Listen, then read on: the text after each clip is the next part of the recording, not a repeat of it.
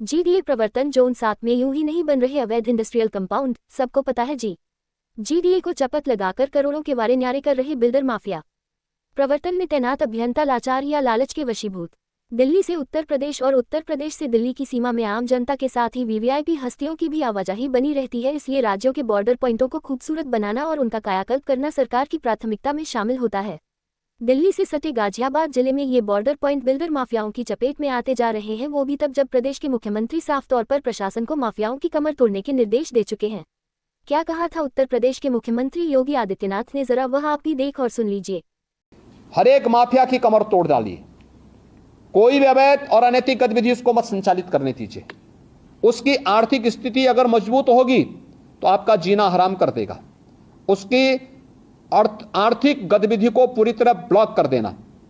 अब मुख्यमंत्री के आदेशों की सबसे ज्यादा अवहेलना तो ट्रांसपोर्ट नगर कहलाने वाले यूपी बॉर्डर एरिया में देखी जा सकती है, जहां ट्रांसपोर्टरों का कारोबार तो रहा नहीं, मगर अब यहां की बेशकीमती जमीन पर जीटी रोड के किनारे ही बड़ी संख्या में अवैध कॉलोनाइजर और बिल्डर माफिया अपनी जड़ें जमाते जा रहे हैं। बीते कुछ ही महीनों में यहां तमाम नियम कायदों को ताक पर रखकर अवैध इंडस्ट्रियल कंपाउंड बसाए जा रहे हैं, जिनमें तेजी से अवैध बहुमंजिला इमारतों का निर्माण जारी है। ये पूरा इलाका गाजियाबाद विकास प्राधिकरण के प्रवर्तन जोन 7 के दायरे में आता है।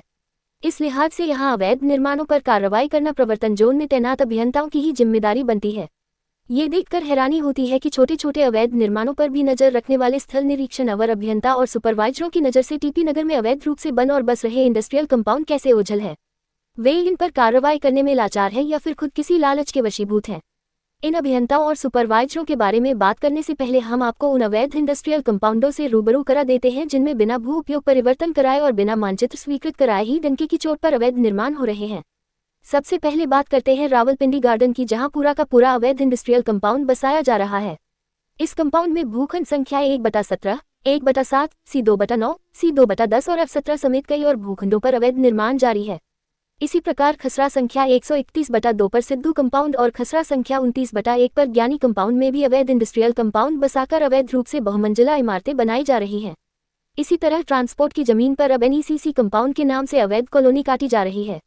अवैध प्लॉटिंग का ये खेल स्टार सिनेमा के पीछे वृंदावन एनक्लेव में भी हो रहा है और यहाँ भी अवैध बहुमंजिला इमारतें बनाई जा रही हैं, जिन्हें न रोका जा रहा है और न ही टोका जा रहा है।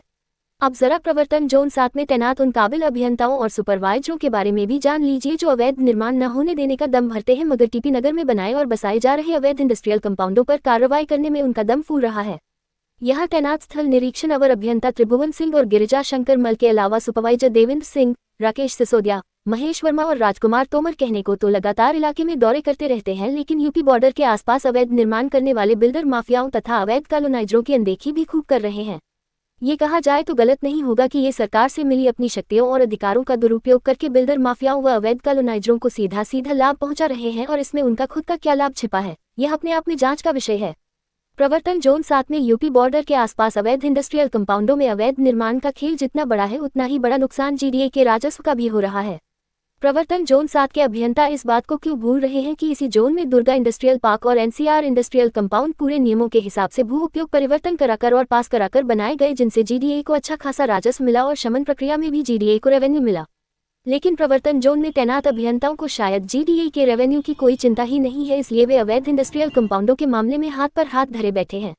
इस बात से प्रवर्तन प्रभारी और सहायक अभियंता भी वाकिफ है, फिर भी यूपी बॉर्डर पर सक्रिय किसी भी बिल्डर माफिया या अवैध कॉलोनाइजर को आज तक नोटिस तक थमाया नहीं गया है।